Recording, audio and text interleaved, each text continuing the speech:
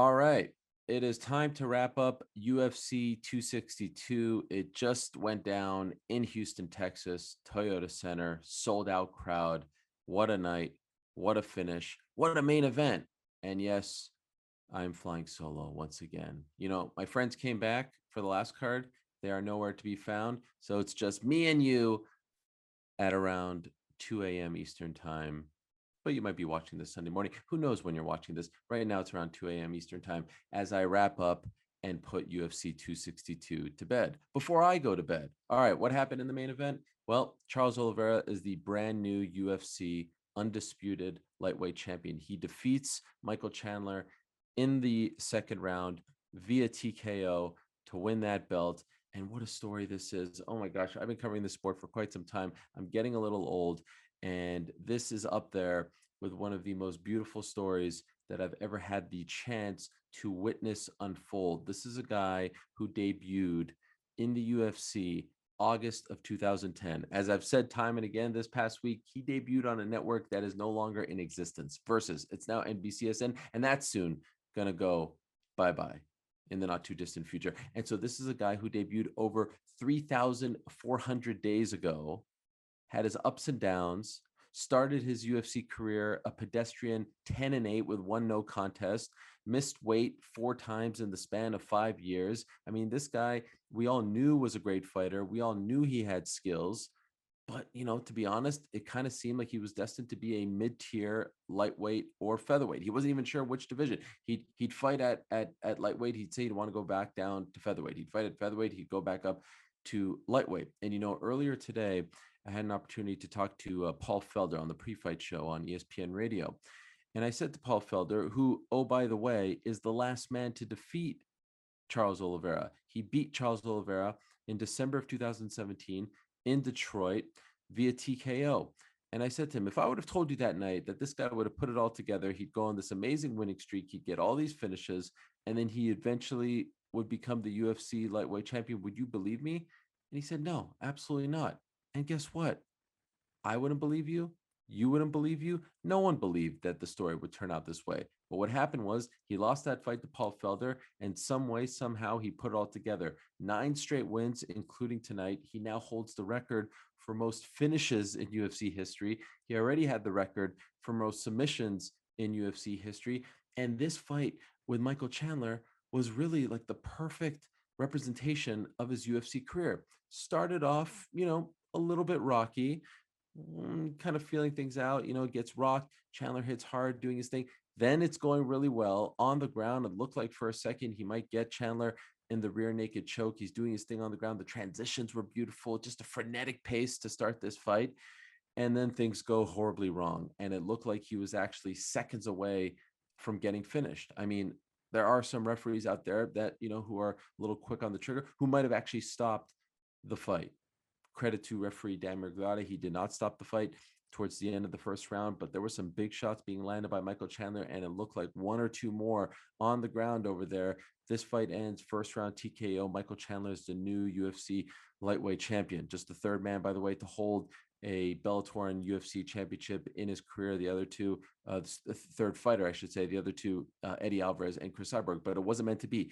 And so you end the first round there, and you're thinking, all right, Michael Chandler clearly won that one. In fact, 2 of the judges, we learned after the fact, gave that first round 10-8 to Michael Chandler. 10-8, considering how the early portion of that round went, seems like a bit of a stretch. One judge gave it a 10-9. I agreed with the 10-9, but alas, a moot point. Starts off, boom, Charles Oliveira, left hook, drops Michael Chandler, and then eventually finishes him in the second round to win the belt. And then it's shades of Jose Aldo, jumps into the crowd, has the moment with Joe Rogan, has the moment with Dana White, celebrating with his friends in attendance, family in attendance. They have to drag him back into the cage. And here's this guy in his 28th UFC fight, 28 UFC fights, breaking the record set by Michael Bisping back at UFC 199 when he defeated Luke Rockhold in June of 2016 in his 26th UFC fight. Here's Charles Oliveira in his 28th, breaking the record for most UFC fights before winning undisputed gold. I mean, what a great story this is. And you know what's the best part about the whole thing? The best part about the whole thing is he's 31. He's not an old man. Bisping was beaten up. He essentially was fighting with one eye when he beat Luke Rockhold. Charles Oliveira is a spring chicken. He's 31. Yes, he's had a ton of fights. Hasn't taken a ton of damage throughout his career, but he's been there. He's been there for 11 years now.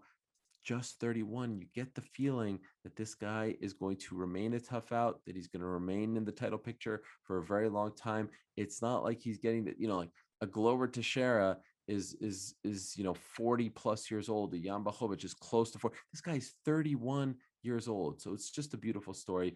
And not only does he get an opportunity now to change his life, a guy who still lives in the favela, who still does a lot of great work. He's a hero to those people back home in Brazil. Does a lot of charitable work, does a lot of philanthropic work, and you get the sense he's not going to change. He's going to stay true to his roots. He's going to stay true to who he is. But his life is about to change, because not only is he the new UFC undisputed lightweight champion, he now potentially holds that lottery ticket to fight the winner of Dustin Poirier and Conor McGregor. If it's Conor McGregor, everything changes in his life. If it's Dustin Poirier coming off 2 wins against Conor McGregor back-to-back, everything changes in his life. Now, Dana White was asked at the post-fight press conference if that fight is, in fact, the number one contender fight. He did not say. He usually doesn't say these days. But if you just look at the landscape, it makes all the sense in the world. Now, of course, there are a ton of great lightweight fights out there, but that's the one, especially if Poirier wins, that you have to do. And honestly, if Conor wins, you would think that they're going to give him a title shot as well. So what a spot Charles Oliveira finds himself in. Now, Michael Chandler, after the fight, said, I'll be back here within 12 months. I've been here before. I've stumbled before. I've lost to Patricio Pitbull. I've lost to Brent Primus. I've lost, to Will Brooks twice in a row. I've been here before, and I believe him. He can get back in there. Now, the division is very, very deep. It's very stacked. You're going to have to win at least 2 in a row to get back in this spot. But, crazier things have happened. I mean, who would have thought exactly 1 year ago that we'd be talking about a undisputed lightweight title fight between Charles Oliveira and Michael Chandler? Crazy things happen in this sport. So Chandler has made a lot of fans in this process. A lot of people love the guy, have learned more about the guy, are behind the guy. I think he represented himself very well. He just got caught by a fighter who is blazing hot right now, and he was that close, literally punches away from finishing this fight in the first round. That's how good this fight was. I mean, this was one of the best fights of the year so far. We're almost halfway through the year. We'll be talking about that first round. We'll be talking about this fight come December, in my opinion. And so what a scene it was in Houston, and the emotion on Charles's face, and for the people who've been watching him and covering him for quite some time, impossible to not be happy for this man.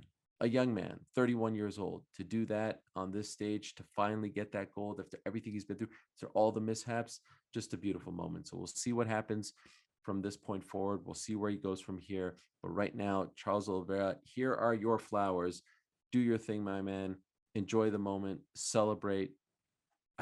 What a great thing to see a guy realize a dream like that is just a beautiful thing. And Chandler represented. If you didn't think he belonged, the man proved that he belonged. And so now we'll see where he goes from here. I'd love to see a Chandler Justin Gaethje fight. We thought we were going to see that fight. I would love to see that in the not too distant future. But of course, he's going to need some time off, and we'll see how the whole situation plays out. So that was the story in the main event. Big news there.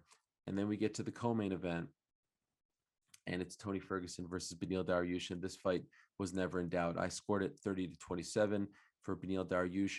All 3 judges had it 30-27 for Beneil Dariush. Tony didn't have many moments, many highlights in this fight. It was pretty much all Beneil from start to finish. And yes, the crowd was booing, and yes, they felt like, okay, at times there wasn't enough action, but Beneil did exactly what he had to do to win the fight. And the blueprint is now out, in my opinion, out there on as to how to beat Tony Ferguson. Now, there was one moment in this fight that was gruesome to watch. It appeared as though Beneil had Tony Ferguson in a heel hook submission, and it looked like Ferguson was seconds away from tapping. He did not tap. Beneil saying afterwards that he heard a pop. It looked like Tony's leg was compromised. Talking to his team now, he was not rushed to the hospital, so maybe there's some good news there. But that's Tony Ferguson in a nutshell. The guy's just too tough for his own good. And now he's staring at a 3-fight losing streak. Never before in his career did he have a 2-fight losing streak, let alone a 3-fight losing streak. And now here he is, at 37 and a 3-fight losing streak. And I don't think that this is the end of Tony Ferguson. I don't think he needs to get cut or retired or anything like that. But, you look at a guy like Anthony Smith, who, was on a bit of a losing streak recently, took a step back, fought a guy like a Devin Clark, a guy who's not in the top 10, maybe in the top 25, and you build yourself back up and look at Anthony Smith now. And I'm not saying Anthony Smith is Tony Ferguson or Tony Ferguson's Anthony Smith, but Tony Ferguson needs to fight an unranked opponent next, in my opinion. You got to build this man back up. You can't keep throwing him into the deep end of the pool. Get his confidence back, get him a W, continue with the training. He didn't really get to show it off all that much, the boxing training, and see where he goes from here. But if you put him in there again against another guy to just build that person's name off of Tony Ferguson, it's going to continue to be depressing for Tony Ferguson fans. So tough to see a guy who was that close to becoming champion, who had won 12 fights in a row, who never got to fight for the undisputed title, to be on the same card as Charles Oliveira, who finally gets to realize this dream. But if there's anything that we can learn from Charles Oliveira, it's to never give up. Now, Charles Oliveira is 6 years younger than Tony Ferguson and hasn't quite, taken the damage that Tony has taken. But I'm not ready to say Tony is done. I think his days right now as a lightweight contender may be done. I think that's a pretty safe assessment to make. But I don't think he should be cut or released. I just think he needs to fight, a 25th ranked guy, a 20th ranked guy, not a 6th ranked guy, not a 10th ranked guy, someone on the back end over there to build him back up. Dariush is a force. That's now 7 in a row. He says he's going to take the majority of the rest of the year off. He's having a child next month, baby girl. Congratulations to him and his family. He said either end of this year or early next year. So it's kind of hard given that timeline to predict who he will fight next, but he deserves to be fighting a big name guy. Like maybe if Islam Makhachev wins the next fight against Thiago Moises, maybe an Islam Makhachev versus Beneil Dariush type of fight. Dariush has to fight one of these big names. And I know Makhachev is behind him, but like a high profile fight, a Chandler wouldn't be a crazy thing, even though Chandler's coming off a loss. Doesn't matter. Loss in a title fight, a Gaethje type of fight. Those type of names need to be next for Beneil Dariush. He has put in the time. He has put in the work. He has had the results. It's time for him to get a big name. So congratulations to Beneil Dariush, who continues to put it all together, and his team putting together great game plans based on the opponent. Sad to see this happen to Tony Ferguson, but this is the game. Father Time undefeated. He's taken a lot of damage. It's now time to evolve and to maybe take a bit of a step back. We also had Rogerio Bontorin, who missed weight, pick up a unanimous decision victory against Matt Schnell. We had Caitlin Chukagian with a very professional, very hard-fought win over Viviane Araujo. But I do want to talk about the Edson Barboza Shane Burgos fight. What a fight that was! Holy smokes! I spoke to Paul Felder also on the pre-fight show, who said, if you consider yourself a fan of MMA and you are not excited about the Barboza Burgos fight, and you are not going out of your way to watch the Barboza Burgos fight, you should hand in your fan card right now, because that fight had all the makings of being a tremendous fight, and it ended up being a tremendous fight. It ended up winning the Fight of the Night award, and shout out to Tony Ferguson for getting the UFC brass to up that bonus to 75,000 for all the bonuses tonight, the Fight of the Night, and also the 2 performance bonuses as well. Shane Burgos versus Edson Barboza was a fantastic fight. I said all week long, I still don't believe that Edson Barboza is at his best at 145, even though I considered him going into this fight 2-0 as a 145er. I thought he beat Dan Ige, and of course he beat Makwan Amirkhani fair and square. I'm ending that talk. He's a 145er. He's a tremendous 145er, and I think he has some potential to make a run here at 145 pounds. But what about that finish? The delayed knockout. I mean, I've been watching MMA for a very long time, long before I was covering this sport. To see a guy get punched like that, and then to see him like continue to fight, and then all of a sudden see him start to lose balance and consciousness, and then go back, and almost like you look at his eyes, and Burgos is aware of what's going on, but can't stop his body from doing what it did, and then to see him get finished like that, that was one of the most unique finishes that we've ever seen in the UFC. And credit to Edson Barboza, he's given us some unique finishes. Of course, who could forget the spinning back kick against the spinning wheel kick against one Terry Edom many moons ago at UFC 142. So what a finish! what a hard-fought fight. The leg kicks and the blood on the shin and all this stuff. I mean, that was everything that we thought it was going to be, and it certainly delivered. So Edson Barboza is the player at 145. I am dropping all of my slander that he should go back up to 155, that he's draining himself. Now we'll see how he does against the upper echelon. We're not fighting the upper echelon just yet, but man, if he can have that kind of power, if he doesn't lose that much in his cuts down to 145, stick around, because there was a period there where, he was losing some close ones. He had the, tough go. He's losing 3 in a row. And yes, some of those fights were controversial, but now here he is all of a sudden, you know, things change in the sport very quickly, and he needed that fresh coat of paint. He's looking great. What a performance. What a finish. If you didn't see that finish, go find it some way, somehow. That's one of the more unique finishes, and a bit of a scary one, not going to lie, but it sounds as though Shane is going to be okay. You never know the long-term damage when it comes to these things, but that delayed knockout is not something that you see often in this sport. Lando Venata with a split decision win over Mike Grundy, a bit of a controversial one there, but a hard-fought victory for Lando Venata at 145 pounds. Jordan Wright with a crazy TKO win over Jamie Pickett in the first round, just 64 seconds. I mean, that was just a frenetic finish and a very powerful and physical ending to that fight. Andrea Lee with a very impressive triangle armbar win over Antonina Shevchenko, just the 7th in UFC history. Priscilla Cachoeira with a TKO victory against Gina Mazzani. Tucker Lutz with a unanimous decision victory over Kevin Aguilar. Christos Giagos with a very impressive win over Sean Soriano. But I do want to mention, in conclusion, the Andre Muniz win over Reinaldo Jacare Souza. First round submission. Jacare Souza, one of the best BJJ practitioners in the history of MMA, never been submitted before. I mean, the black belt to end all black belts, to see him lose via submission, via armbar, to see his arm break like that. I mean, again, it feels like it's been a theme over the last few weeks, months, year or so, where almost every week we're seeing an older fighter, a fighter that we grew up watching, a fighter that I grew up covering, a fighter who helped make MMA into what it is today, suffer these sort of, don't want to call it a depressing loss. All losses are depressing, but a loss that reminds us that they are getting older and they are reaching the end of their careers. Jacare Souza doesn't get submitted by this 10 years ago. It just doesn't happen. And I'm not trying to take anything away from Andre Muniz, but it just doesn't happen. You get older, you get slower, your reaction time is different, all that stuff and more. So to see him lose like that, especially via submission, like, it's one thing to see him get knocked out. It's one thing to see him getting, a decision loss on his record. A submission loss, a Jacare, I can't even stress this enough, a Jacare submission loss is just so rare and something that we never thought we'd see. To see it happen at this stage of his career is a sad thing. And to see his arm break like that is just, pretty gruesome stuff. So I wish him the best. I congratulate Andre Muniz. They clearly have a star on their hand with him. He's very, very good on the ground. That was very impressive stuff.